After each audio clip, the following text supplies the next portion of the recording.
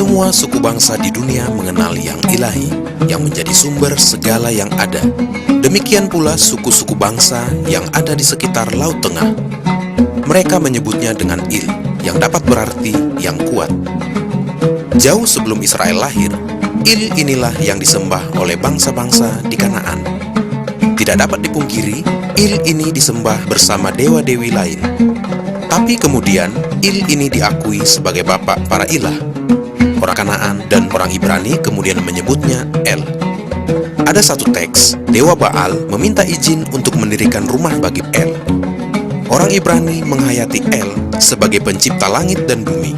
Mereka tidak menolak nama yang berasal dari Kanaan itu, tetapi memberikannya pemahaman yang baru sebagai pencipta langit dan bumi. Tidak tanggung-tanggung, nama El kemudian melekat pada nama bangsa Ibrani. Menurut Kejadian pasal 32, awalnya nenek moyang 12 suku bangsa Ibrani ini dikenal dengan nama Yakub. Yakub saat itu dalam perjalanan pulang ke tanah Kanaan setelah melarikan diri dari abangnya Esau. Suatu malam Yakub bergulat dengan seseorang yang tak dikenal di seberang sungai Yabok sampai fajar menyingsing. Ketika orang itu akan pergi, Yakub tidak membiarkannya sebelum orang yang misterius itu memberkatinya. Akhirnya orang itu mengganti nama Yakub menjadi Israel. Kata El dalam nama baru itu adalah El yang sama disembah oleh bangsa di tanah Kanaan. Dan Israel berarti orang yang bergumul dengan El. Sejak saat itu, nama El menjadi nama yang menunjukkan jati diri baru sebagai El Israel. Jadi ada sebuah proses pemaknaan baru terhadap El. Suku-suku Ibrani tidak serta-merta menolak sesembahan orang Kanaan, mereka justru merangkulnya dan memberi makna yang baru. Inilah yang menjadi nama-nama yang kita kenal sebagai El Shaddai atau El yang Maha Kuasa dan El Olam atau El yang Maha Kekal. Proses seperti ini juga teramati di dunia Semitik lainnya. Ismail misalnya adalah nenek moyang bangsa Arab.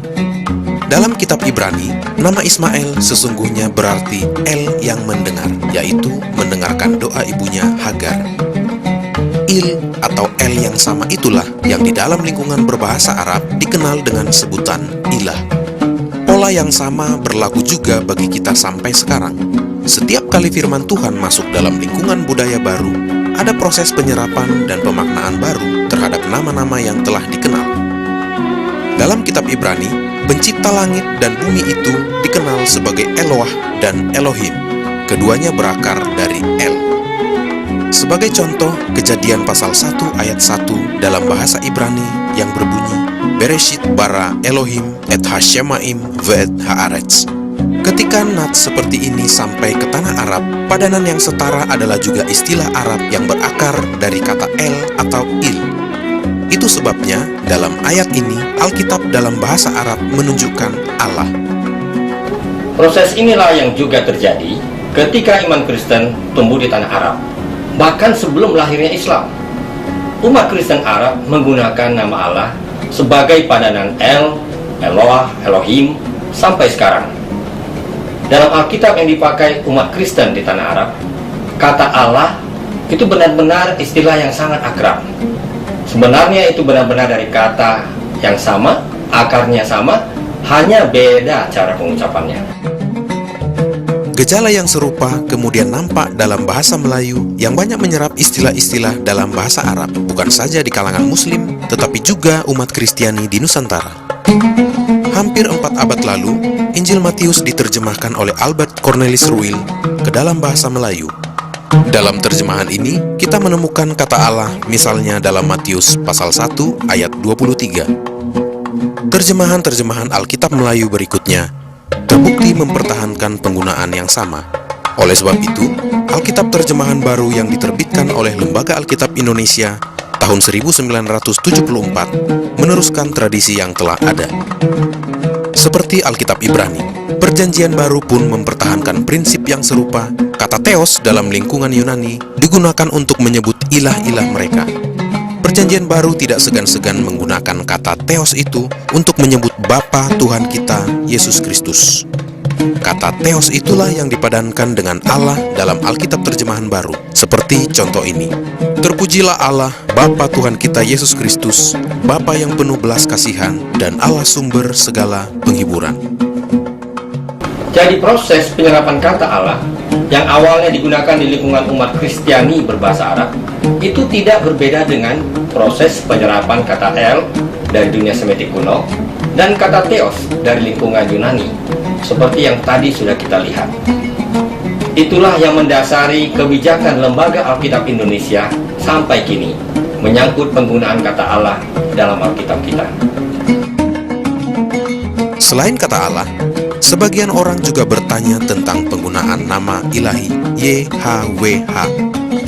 Apakah nama yang suci ini dihilangkan dalam Alkitab kita? Apa sesungguhnya yang telah terjadi? Pertama-tama harus ditegaskan, penulisan Yahweh tetap dipertahankan dalam kitab suci Ibrani. Akan tetapi sejak zaman pembuangan, nama suci itu semakin dihindari pengucapannya oleh umat Yahudi yang sangat menghormati kekudusannya. Setiap kali mereka menemukan nama Yahweh, mereka menyebutnya Adonai, yang berarti Tuhan. Ketika Alkitab Ibrani diterjemahkan ke dalam bahasa Yunani di kota Alexandria di Mesir, Yahweh tidak dipertahankan, melainkan dipadankan dengan istilah Yunani Kyrios, yang berarti Tuhan. Artinya, umat Yahudi menjelang zaman Perjanjian Baru sudah biasa menyebut Yahweh sebagai Adonai, atau padanan Yunaninya Kyrios. Terjemahan Yunani tadi yang dikenal sebagai Septuaginta adalah kitab yang digunakan umat Kristen, termasuk para penulis Perjanjian Baru. Kebanyakan kutipan dalam Perjanjian Baru justru diambil dari Septuaginta.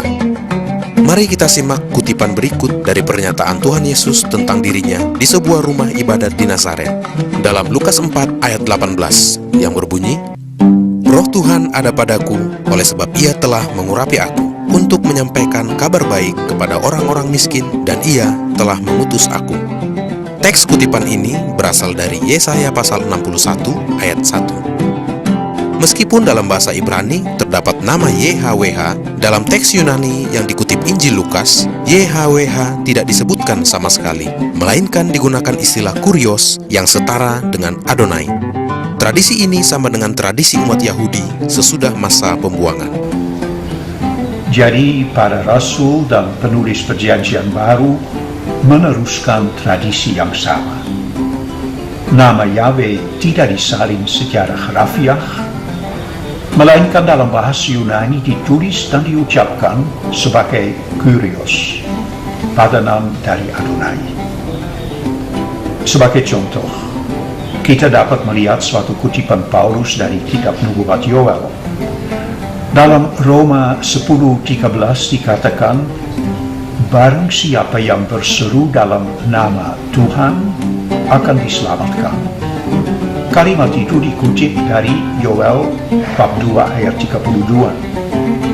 Meskipun dalam teks Ibrani ditulis nama Yahweh, kita lihat dalam kutipan Paulus yang berbahasa Yunani, nama itu disalin menurut pelafalannya sebagai Adonai, menjadi Kyrios. Jadi pola inilah yang diikuti oleh terjemahan-terjemahan Alkitab dalam bahasa modern, misalnya dalam bahasa Inggris, bahasa Jerman, bahasa Belanda, bahasa Prancis, bahasa Itali. Singkatnya, Lembaga Alkitab Indonesia mengikuti teladan para rasul dan para penulis Perjanjian Baru menyangkut pengucapan YHWH. Itulah sebabnya dalam Alkitab Terjemahan Baru, YHWH tidak dipertahankan penulisannya, tetapi disalin pengucapannya dengan kata Tuhan yang ditulis dengan huruf besar semua. Kebijakan Lembaga Alkitab Indonesia mengenai padanan untuk nama-nama ilahi tidak diambil secara simplistis. Berbagai aspek harus dipertimbangkan dengan matang, antara lain teks sumber, naskah Ibrani dan Aram untuk Perjanjian Lama, naskah Yunani untuk Perjanjian Baru dan tafsirannya. Yang kedua, tradisi umat Tuhan dalam Perjanjian Lama dan Perjanjian Baru. Yang ketiga, sejarah pemakaian nama-nama ilahi dalam penerjemahan Alkitab ke dalam berbagai bahasa dan budaya dari zaman ke zaman. Yang keempat, kebijakan yang diikuti tim-tim penerjemahan Alkitab di seluruh dunia, khususnya yang bergabung dalam persekutuan lembaga-lembaga Alkitab sedunia atau United Bible Societies. Dan yang terakhir, kesepakatan yang diambil bersama-sama dengan gereja-gereja dari berbagai denominasi, baik Katolik maupun Protestan, yang menggunakan Alkitab terbitan Lembaga Alkitab Indonesia hingga saat ini. Sebelum penerbitan Alkitab terjemahan baru, misalnya, telah dilakukan terlebih dahulu konsultasi pada tahun 1968 di Cipayung yang dihadiri para pimpinan dan utusan gereja-gereja. Konsultasi seperti ini bertujuan untuk menguji terjemahan yang dihasilkan dan menampung usul-usul bagi penyempurnaannya. Lembaga Alkitab Indonesia tidak pernah berpretensi seolah-olah terjemahannya sudah sempurna dan tidak perlu diperbaiki lagi. Akan tetapi, mengingat proses panjang dan berhati-hati yang ditempuh dalam menerbitkan Alkitab, tuntutan beberapa kelompok yang ingin menyingkirkan atau memulihkan nama tertentu tidak dapat dituruti begitu saja. Dalam semua proses pengambilan keputusan menyangkut terjemahan Alkitab, harus dipertimbangkan dengan seksama dampak suatu terjemahan bagi persekutuan, kesaksian, dan pelayanan umat Tuhan bersama-sama, khususnya di tanah air kita.